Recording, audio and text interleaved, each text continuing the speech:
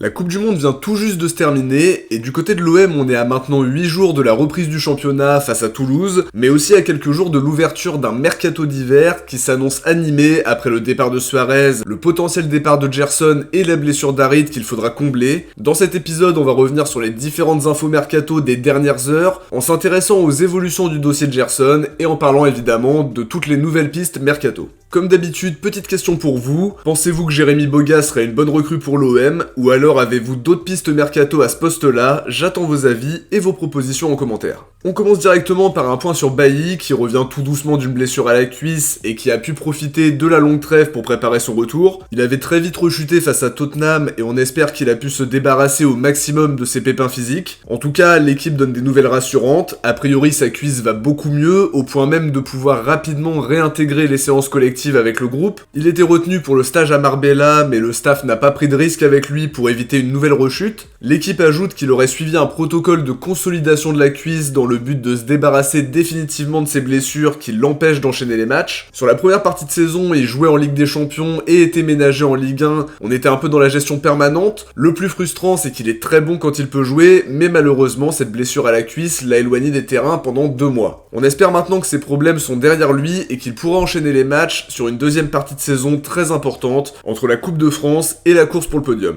Concernant Guendouzi et Verretou, l'équipe explique qu'ils auront une dizaine de jours de repos après la Coupe du Monde. Ils ont joué tous les deux face à la Tunisie mais ne sont pas entrés en jeu dans les autres matchs. Après le parcours jusqu'en finale et de très nombreux entraînements, ils vont avoir le droit à quelques jours de break. A priori, ils devraient louper les matchs contre Toulouse et Montpellier. Pour le coup, c'est pas vraiment une bonne nouvelle sachant que c'est des titulaires en puissance et qu'un duo Rongier-Gay n'est pas hyper séduisant sur le papier. Ça peut ouvrir la porte à Barthou-Gelmaz qui sera probablement retenu dans le groupe et qui pourrait d'ailleurs faire ses premiers pas sous le maillot marseillais. On passe maintenant aux infos mercato avec d'abord un focus sur la situation de Gerson qui a du mal à se décanter. Alors que Guendouzi et Verretou seront absents pour les 2 premiers matchs, Gerson ne devrait pas jouer face à Toulouse. Il est décidé à partir et espère qu'un accord pourrait être trouvé rapidement. D'après G-Globo, Tudor ne compte plus sur lui, le milieu brésilien s'entraîne à part et de ce qu'on comprend à travers les différentes infos, la rupture est définitivement consommée entre Gerson et le club, mais le problème c'est que Flamengo ne veut pas satisfaire aux demandes de la direction marseillaise. Mauro César expliquait que la réunion entre les différentes parties n'a finalement pas permis de faire évoluer le dossier, alors que d'autres journalistes brésiliens allaient dans le sens inverse au moment de la réunion.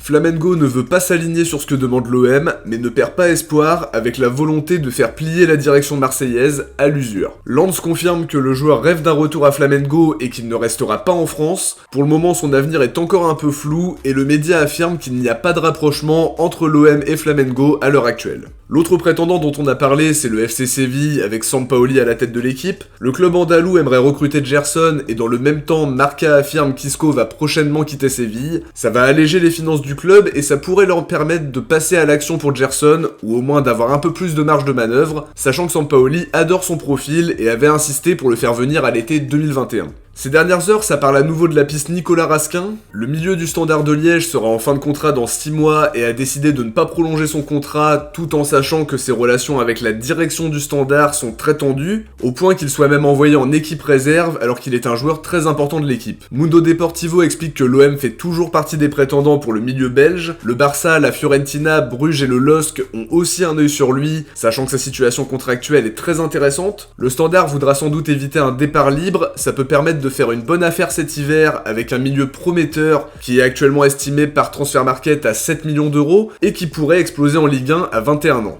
Autre info dans le sens des arrivées potentielles, l'OM serait très intéressé par le profil d'Angelo Ogbonna d'après la Gazeta Express. Le défenseur central gaucher n'a plus beaucoup de temps de jeu avec West Ham en Première Ligue, mais a eu l'occasion d'être titulaire en Conference League. Toujours selon les infos de la Gazeta Express, le club anglais serait même prêt à le libérer à 6 mois de la fin de son contrat. Ça pourrait permettre à un club et peut-être l'OM de le faire signer dès cet hiver, peut-être pour compenser numériquement un départ en prêt d'Isaac Touré, d'anticiper les éventuelles blessures de Bailly et le départ de Balerdi qui ne semble plus si improbable au vu des dernières infos. Ce serait un renfort à moindre coût, qui a de l'expérience, qui a joué 17 matchs de Coupe d'Europe, qui a été aussi international italien et qui a joué plusieurs années en Première Ligue et en Serie A. Si la direction compte vraiment passer à l'action, faudrait proposer plutôt un contrat courte durée étant donné qu'il a déjà 34 ans, qu'il sort d'une rupture du ligament croisé la saison dernière, mais je pense que ça peut être une opportunité intéressante pour se renforcer sans se ruiner. Il était autour de 300 000 € mensuels à West Ham, mais il devra sûrement revoir ses prétentions. sachant qu'il aura aussi une prime à la signature, à voir si ça va se confirmer, mais on imagine que c'est le genre de joueur qui plaît à la direction et au staff, expérimenté et habitué aux exigences des grands championnats.